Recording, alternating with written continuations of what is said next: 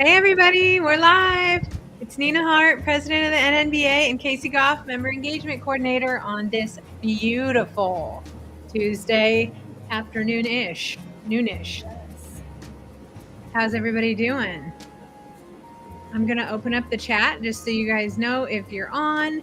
We love to talk to you. We love to hear from you. We love your feedback. I'm going to fade out my AI acoustic music now, even though I don't want to. I'm going to do it.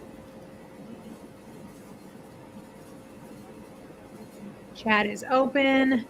And today we're talking about a topic that I am really excited about because it's one that I feel like I talk about a lot, even inadvertently, even when I don't mean to talk about it. It seems like it comes up because I do think it's one for sure that heavily affects nurses' business success, just the whole outcome. So, we set up this business, we get this business set up, and I was pondering in the car the other day, like, we think the hard part is starting a business. That's the easy part. Getting an LLC is easy. Registering your business online is easy. Making your business name and your business card and your logo is easy. And exciting. And fun. Yeah. So you do all these, hey, Maureen. Hi from Wilmington. So, we do all the fun parts. And then all of a sudden we get to the hard part where it's like, oh, shoot, now I have to sell this thing that I came up with. And I don't want to sell because I'm a nurse and I don't sell things. I take care of people and I help people, right? So I think building visibility and authority is the easiest answer to the question of how do I grow my business? How do I get my business making money? How do I get my business off the ground? How do I start? And I think that's what nurses are really asking me when they ask, how do I start? Because most of the time they already have an LLC. They already have a business card. They already have a name. They already have all these things. They're really asking, how do I make money? How do I get clients? Hello. Hi from Ontario. Hey, Ramona. Glad you're here. So I think, to me, building visibility and authority, really the heart of it translates to getting clients and making money. Whether or not we really equate the two, it's one of the strategies as to how you can really, really grow your business. Yeah, I agree. And since you've done such a good job with this, I just have a question about how you did this. So why do you think it's like so hard for people to get there? Like, why is it so hard for nurses to put themselves out there as experts? Do you think it's insecurity, or like just feeling like they're not ready, or they're not sure, or what do you think holds people back from starting to put themselves out there? Good question. All of the above. D, all of the above. I think, like, as nurses, we know so much. And this is what I encounter every day when I talk to nurses. We know so much that we don't take credit for, that we assume everyone knows, right? We have knowledge that we assume is common knowledge that is not. So we devalue our expertise because of that.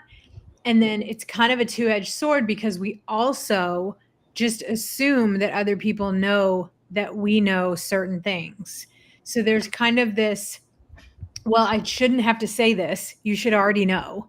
And this, I'm not going to brag because I just assume everybody knows this and there's nothing special about what I know. So it's like this weird balance between not wanting to be proud and boastful. And it is, I will say, like, I have experienced a twinge of grossness and like, fear of what other people think. I almost said FOMO. It's not the same thing. I'm old and misusing little here. But like, when we put ourselves out there, there is a certain level of discomfort with saying, I know this stuff, because what if somebody comes back and says, do you really? Or what if somebody says, no, she doesn't? Or what if somebody's like, well, everybody knows that? Or, you know what I mean? Like, there's this certain level of discomfort to saying that you're an expert in something. I am alleging I am an expert in this, and now I have to really show up and do it if somebody asks me. So it's like this fear factor, it's this pride factor, it's this putting yourself out there and being seen factor, when nurses are usually not the center of the attention, right? We're usually behind the scenes. We're Right. doing the important stuff, but we're almost never recognized for it. Usually, the doctor gets credit, or the patient gets credit. They showed up and they did the things they needed to do and they got better, right? Or there's this kind of unspoken rule that nurses are working behind the scenes. And so I think it goes a little bit against the grain to talk about visibility and authority and like putting yourself out there. And I think that's where it kind of gets a little bit scary. Yeah. Yeah, I mean, I agree with that. Sometimes, I mean, even at the beginning, like me doing these live calls, I was like embarrassed to do them or scared to do them because I'm like, I don't know everything that you know, and I don't want people to be like, what does she know? So I definitely agree with you on that. So I know that we kind of talked about like some key strategies being like leveraging social media. And that is another thing that I've noticed you've been really good at. And that's something that you've taught me a lot about. So I mean, obviously you've been doing this for a while. Like what mistakes have you made or what things have you done? Sorry, I love reading the comments right I as know, they come me through. too. What's like a common mistake that you see nurses making when they're trying to grow their visibility, and what mistakes have you made that you had to learn from? I have an answer to both of those questions that is both. So a mistake I made that I see other nurses make is like just putting your stuff out there and assuming that people know what it is and will just buy it. And so then you feel super disappointed and you feel like no one cares and no one needs this and no one's supporting me and I'm going to fail. So like I'll see a nurse like throw their link out there, just throw it out there and be like, I'm doing this. That's great, and I support you, but no one but your mom and me probably care, right? So, like, you Right, have to make it appealing. You have to we talked about, I think last week, about how what you do needs to meet a need. yeah, There's someone out there who truly needs what you offer. right, You have to make sure your messaging, usually it's a messaging issue. Everything I see about visibility is a messaging issue. We don't know how to message ourselves well because right, we're not salespeople for the most part. And so we just assume, like, you need this, I know you need this, just buy it. Right. And right, that makes a lot of sense, except that you have to appeal to what their needs are and how you want to help them. You have this passion in your heart for helping people. You have to make sure they understand that if you're experiencing this, it could be because of this, and I can help you with that. That's what I do. right. Yeah, Casey, posting is not marketing. That's true. And I think I see, and that's kind of sad because I see nurses who are very competent experts in their area not getting clients, not being seen because they're just posting out of this. Some of it is maybe unintentionally selfish, like, I just want you to buy this, right? I just want to sell this to make sure that I have this thing. And that's not I don't say that in a negative way. I've done that too. Like, I need to make a sale to know that this is going to work, or I need to see that this is going somewhere, or I really want this to work and maybe I'm just not getting it out there, so I'm just going to post it everywhere. And Right, that's fine, but that doesn't position you as the expert. When you're building authority, you need to show that you're the expert in this area. So what you share needs to be of value. It has to be a value add to the person to show, like, I actually can help you with this. If you can't give away enough, this is something that I've really struggled with and that a lot of nurses struggle with. Oh, well, if I tell them the secret, then I won't have anything I won't make any money or I won't get any clients. If you could read an article about weight loss and lose 100 pounds, then yes, that might be a threat, right? But no one really, what percentage of people who say, I need to lose weight, I'm going to buy a healthy eating magazine, read an article in it, and lose the weight? And then they do.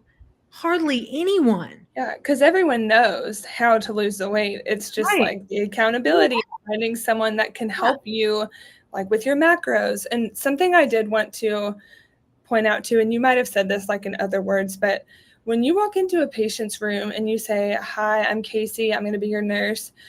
The doctor ordered this for you," they are trusting you and assuming like, okay, this person knows what they're supposed to be doing. This person knows what they're doing. They went to school for this. The doctor ordered it for them. So you have that confidence. Like they know I'm a professional. They know I'm an expert.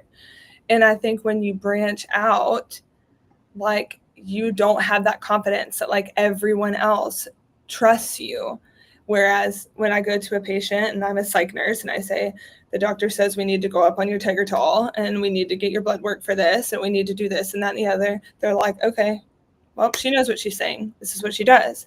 But if I said, okay, but I'm also going to sell this psych nurse starter kit online and I'm a professional, like I'm an expert, does everyone else know and trust that I really am an expert? So that just kind of is what I wanted to add on to what you were saying about just like trust other people believing you and thinking, what if they don't?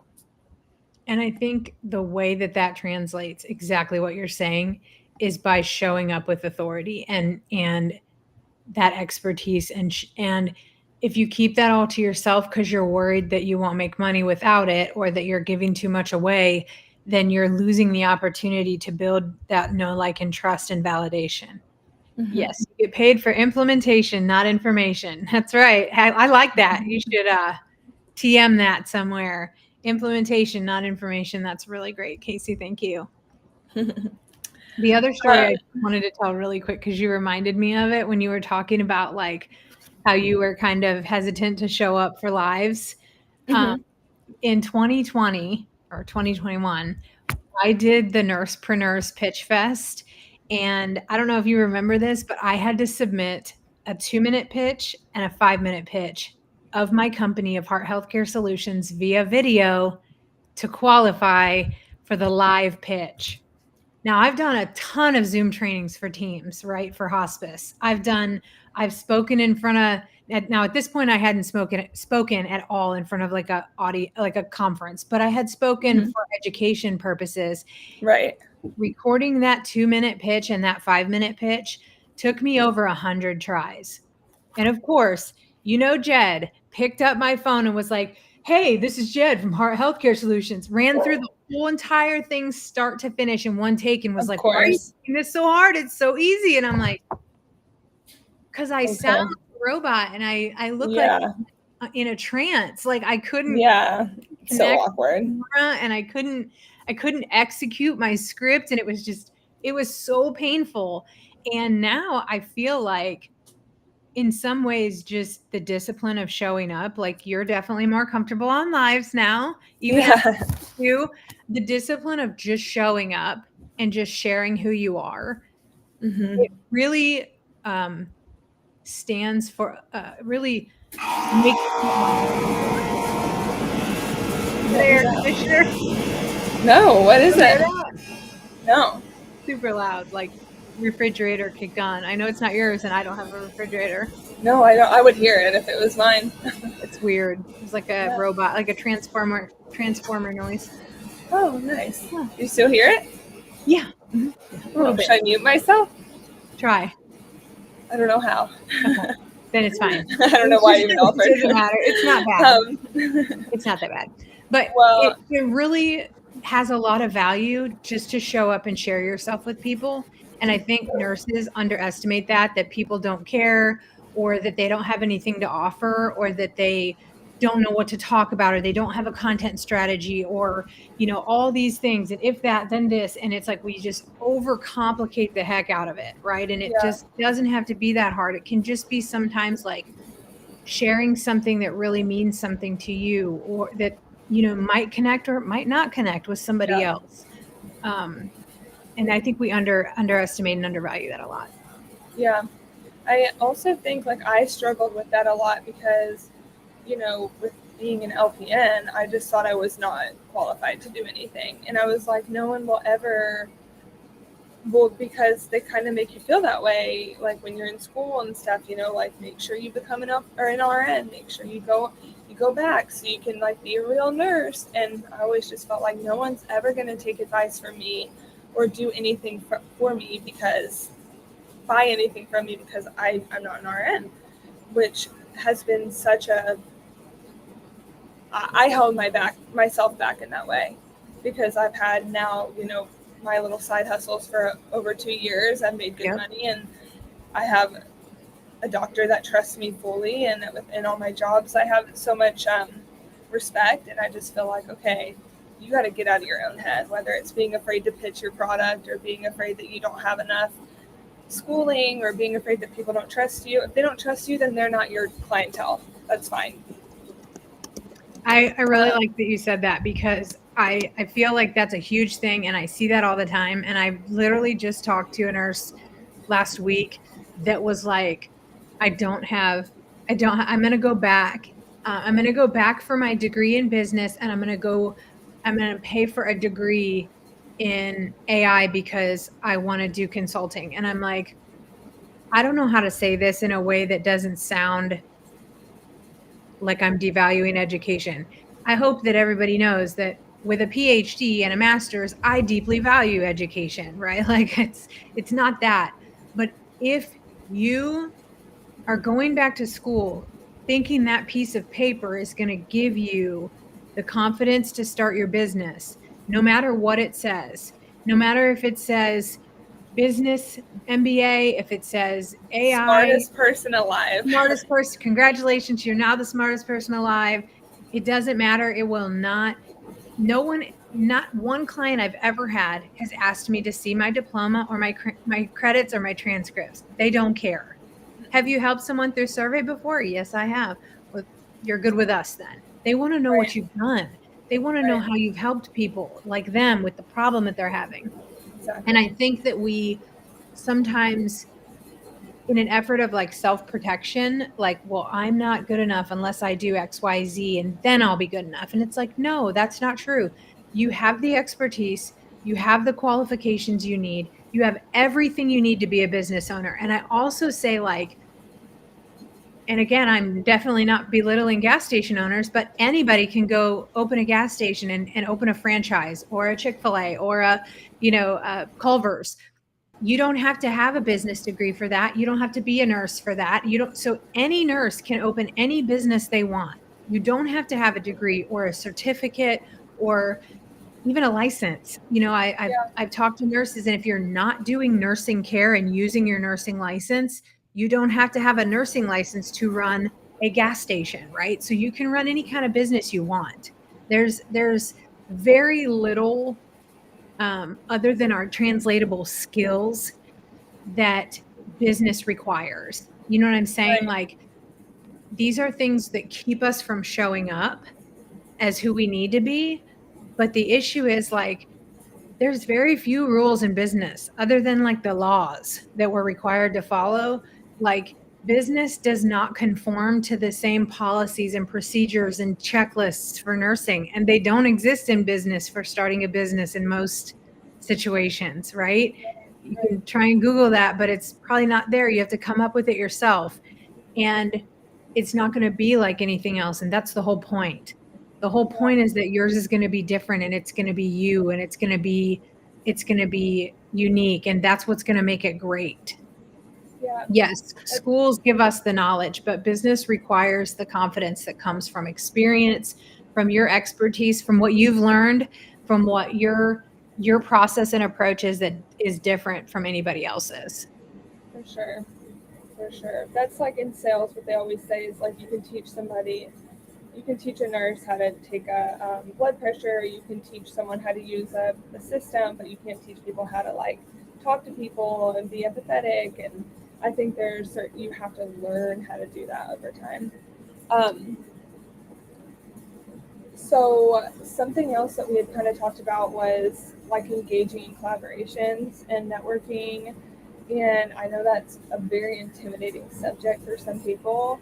So, what is something that has helped you? Obviously, you've made it up to president of the NMBA by meeting the right people and making relationships with these people and proving your competence and your ability.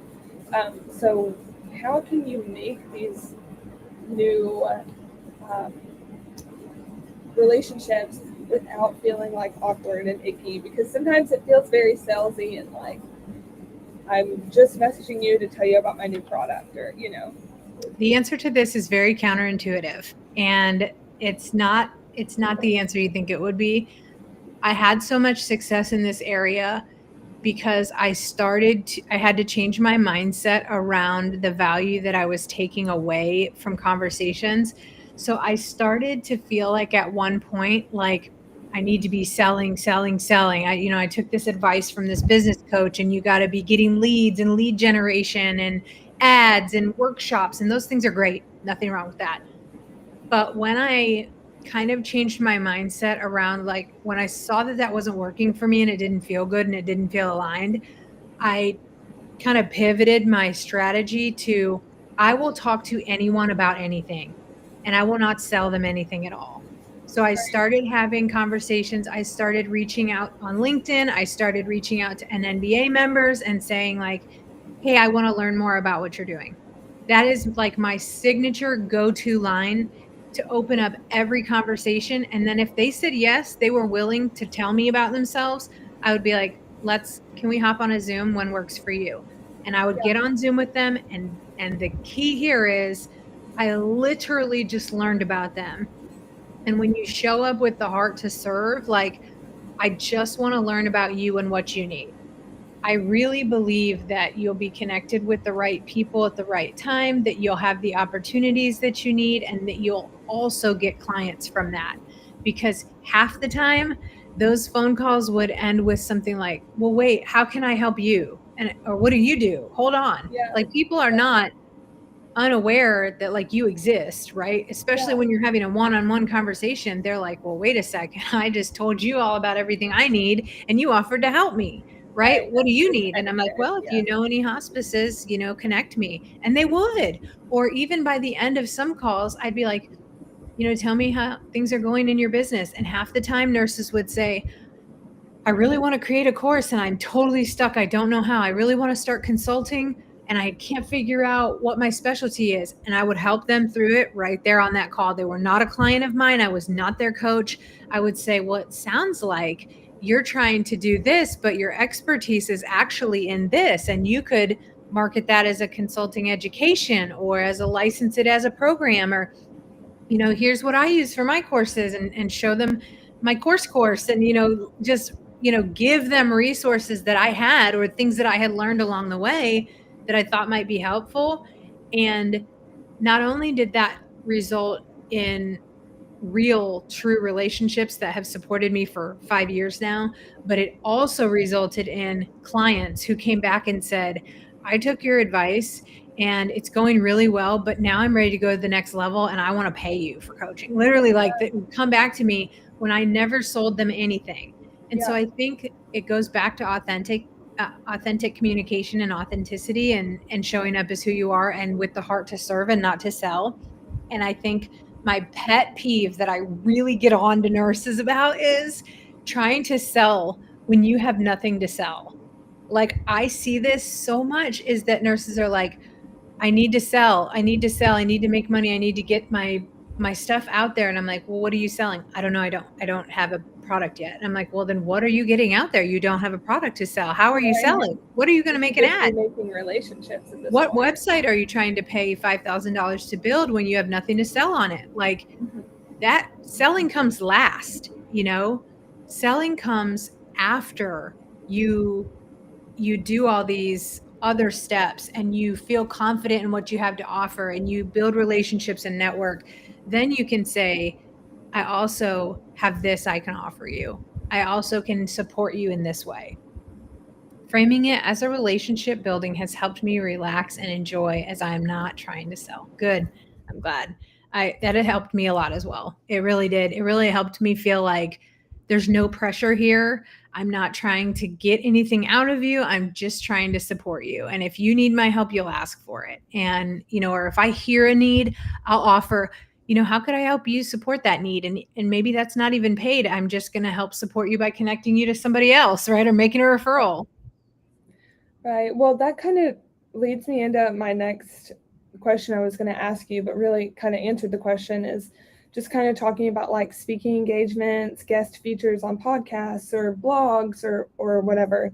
Sometimes that seems sort of like out of reach, but I think when you get to know people and just kind of say, hey, this is what I do, like keep me in mind. I love to make online content for nurses. Then when they want to do a podcast or something like that about that, they'll think, oh, I need to call Nina because she does this. I mean, we've had this conversation. Who can we feature on these lives? Who can we feature on other events that we have that we would like to plan? You know, like it does kind of plant the seed. So I think that's really important too. If you're wanting to get into guest features or speaking engagements or any kind of books or blogs or anything like that, you have to know these people. They're not going to just ask you, they're not going to have a dream about someone they never knew and ask you on LinkedIn. You're right. And I think I think I heard a really good strategy that I at one point in time that I started to follow for that, which is instead of selling yourself and marketing yourself as what you want to talk about, when you're reaching out for speaking engagements, and I know this to be true now also from doing the NNBA speaking agenda, think about their audience and what their audience wants to hear and appeal to that, and you will get featured. So if you applied to be a speaker at the NNBA and you thought like what do nurses in business want to hear about, well, they probably want to hear about imposter syndrome, or they probably want to hear about how to make more money. Then that is when I see that application for a speaker, I'm like, yes, they do want to hear, they need those topics, and so we want to feature that person. So right. you're going on a podcast that's about fitness, you don't want to come on and say, I'm a nurse entrepreneur and I want to talk about how you can make more money. And it's like, well, that might be great for a nurse entrepreneur audience. But if you're going to be featured on a fitness podcast, you might want to talk about how nurse entrepreneurs can still work out 3 times a week and, you know, or whatever however you want to apply that to their Or how you audience. could be a nurse health coach. Right, exactly. You want to make sure anything you offer is completely focused on meeting a need of somebody else instead of, and it sounds so simple, but it really is like sometimes we get in our own head and we're like, I need this to happen for me. And so this is what I offer and it's so good and I just have to get it out there. And it's like, well, you know, you're kind of preaching to the choir because the people who know they need it aren't the people, what people are you trying to reach? So it's like Right. being very aware of who you're speaking to and what you're saying. Yeah. Yeah, I like that. So I guess another question I would have, which kind of goes hand in hand with what we talked about earlier, but what would be the best way to kind of gain credibility through these? Like, do testimonials gain the most credibility? I know you've told your story a lot about moving all the way to Hawaii and then being fired from like your dream position. Or is it better to use like client success stories? How do you feel like is the best way to boost credibility once you start having customers? I think any kind of story is a good story. People love stories. People love gossip. People love to hear your life Yeah. as a train wreck. You know, like this Yeah. is what people want Others' to hear. misfortune. Right. And I think getting testimonials is really challenging sometimes. Especially when you don't have a huge volume of clients. I've seen that getting a testimonial is really hard. I think you got to, number one, take it where you can get it. So if you have something that somebody puts a comment on or puts something in writing, snatch that up and take a screenshot and let them know you're going to use that. And use any that you can get, you know. And then I also think like our story is a testimonial, like my story of being fired, and then that's how I started my consulting business. That is my testimonial of how I started my business. And I also think like you can share client experiences that you've seen even if you don't have any directly from the client. Like it's great to have them directly from the client, but when you're first starting out, that's really hard. And you can also, I really try not to encourage pro bono work too much because I feel like we need to be paid for our expertise. So I'm not a huge proponent of taking a bunch of free clients. I don't I don't like that, other than if you really need a confidence boost and you can't get started any other way. But I can almost guarantee you'll regret that after the first, I'm going to say Minute. 10 hours. I'm going to say after Okay. 10 hours of work, you're going to be like, I'm never doing anything for free again, because you deserve to be paid for your time. However, you can always exchange that time for a testimonial and say, I'm willing to give you this outcome if you will write a testimonial or record a testimonial. The problem is half the time you probably won't get it, because testimonials are hard. The reason I say this, and one thing you can do to counter this, is to say, I've typed it. I know people don't like this. People do not like this, but I have done it. I've typed up this testimonial based on what you told me last week, and I would like to share it. Is that okay with you? Is there anything you'd want changed? You literally type up the whole Do it thing. for Like, them. last week, Casey shared with me that she had the most inspiring outcome because of our services. And Casey shared that before we started talking, she felt like this, and now she feels like this. And she's seen this huge transformation. Last week, she said, I quote, "This has changed my life." And you send it to that person typed out like that and say, is this what you would like me to say? Or would you like to rewrite this? They don't ever want to rewrite. They're like, yep, fine. You know what I mean? Like, no one Yeah. wants to be responsible for writing what you want them to say. And they're like, oh, it doesn't sound good. And even sometimes it really doesn't sound good. Sometimes it's like, so glad I started this program, and, definitely grateful for the time. And you're like, well, that's great, and I'll Horrible. use it, Yeah. but it's not very specific, right? There's no specific outcome there. There's no specific feeling or win or any, you know what I mean? Like, Hmm. so half the time it's better to do it yourself and send it over and ask them to put their signature of approval. Then you've got it in writing that they're okay with it. Right. Word it however you want. So that's generally what I recommend. Yeah. That's actually a good idea, because I feel like you get reviews. I've always thought this. You get reviews based off of. I think that is actually my air conditioner. Super I loud. just couldn't hear it because Yeah. I have these in. Uh-huh. Um, I think they're sorry just about on that. like sound Noise blocking. Yeah, cancellation. yeah. That's why I was like, what is she talking about? But then I just heard it that time. Sorry about that.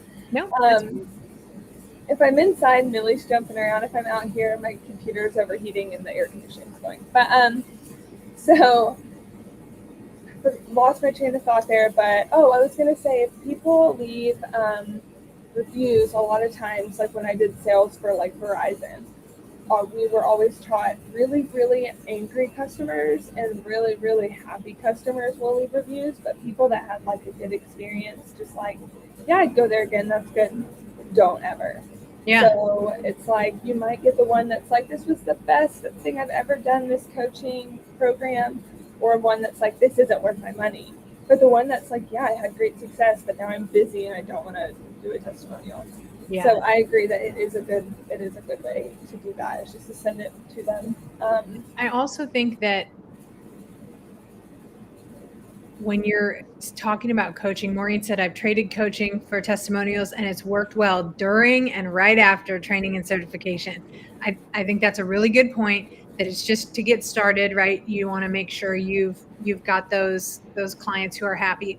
I also think that people who don't pay for your service don't have, and this could be controversial, I don't know, maybe I'm, unpopular opinion, don't have as positive as outcomes because they have no skin in the game. They don't have anything on the line here, because they're getting a free service. And so I do find that people who are willing to pay you, they're willing to pay top dollar to get their problem solved, because it's a really big, painful problem.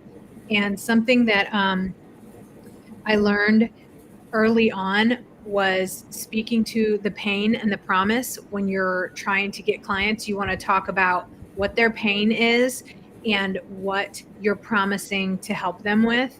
And so, those, when you're creating content and when you're creating visibility, you want to speak to what is the pain that your potential clients are experiencing, and what is the promise that you give them. This was from James Cooper. He's a storytelling video coach. I want to make sure I give credit where credit's due. That I did not come up with that, but he would talk about, and I really connected with that, because what is the pain your potential clients are in? If it's weight loss, it's that they're overweight. That's their pain. Their pain is that they're unhappy with how they look. They're unhappy with what they eat. They're unhappy with their level of exercise, their health. They're very unhappy in their current weight. The promise is, if you do what I say, I will help you lose weight and you won't feel that way anymore. So the promise is you'll have energy again. You'll be happy with what you eat. You'll feel confident in your body. You'll lose 50 pounds. Now, the promise isn't, I guarantee no matter what you do, as long as you pay me this money, you'll lose the weight. No, the promise, the guarantee you can offer as a provider is, if you follow my advice, especially for consulting and coaching. For consulting, I'm going to give you the strategy. If you actually execute on it, you'll experience this outcome. For coaching, we're going to find the strategy together. The strategy's inside of you. I'm going to help draw it out. If you do it, if you follow the steps and do the work, you'll see the outcome, right? So, those are things that you can really use your messaging when you create content. Maureen said, once I had experience, I found that free clients are not as engaged. They're not as willing to do the work. They don't have anything to lose. And I've found that as well. Well, I feel like we've covered a lot of really good information here. So for someone that's watching this or not watching this or will watch it later, if they're feeling unsure to start or stuck, what would be like your number one takeaway from this call? Like from just to put themselves out there, to build confidence, and just to encourage them. Yeah, I think there's no way you're going to build visibility and authority without showing up. I don't think it's possible. So I think you're going to have to put yourself out there and take some risks, even calculated risks, like just showing up, just putting yourself out there that this is what I do and this is how I can help, and starting to get comfortable with talking about it and sharing, reaching out to people and saying, hey, I'd love to have a conversation. One last tip I would say, and this is something that makes people very uncomfortable that I have done extensively, is reach out to people who are doing the same thing you want to do and ask them to have a conversation in full transparency. I love what you're doing. I want to do it too. Will you share with me about your company, about how you started, about what you do? And I have had so many people just give it all. Like, how can I help you? Here's how you could structure your packages. Here's what I do for contracts. Just go all out to help support me. And a lot of the times, even though we do the same thing, it's totally different and they're actually not my competition. And in the end, we find a way to refer to each other, right? We don't actually do the exact same thing. We serve different people in a different way. And we find that way to collaborate together and to build each other up. And it ends up being a super productive call. So I would really encourage you that if you're stuck or if you're not sure how you should be showing up to build authority, that you would get with somebody, reach out to somebody, make a connection with somebody who is doing what you want to do and doing it well, and saying like, how are you doing that? Could you talk to me about it? And see what they say. Worst you'll get is no. Yeah, but the scarcity mindset will hold you back anyway. There's enough for everybody. It comes down to like not only just what you're offering, but like personality type or work schedule, or maybe what you charge. Like maybe you and I do the exact same thing, but I want people under 30. You want people over 30. I charge 2,000 and you charge 20,000. Right. Then that person wouldn't be for you anyway. Right. Exactly. Doing the same thing, but it's a different demographic. So, well, awesome.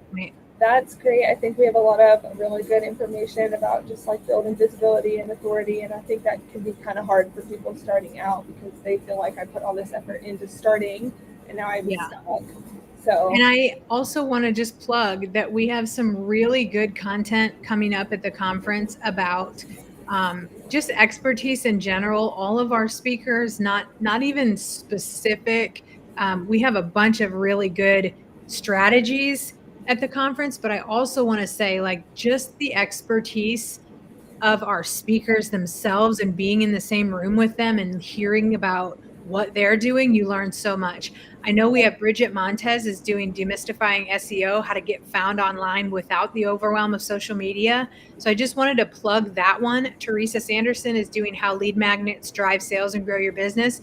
So we do have some super specific content.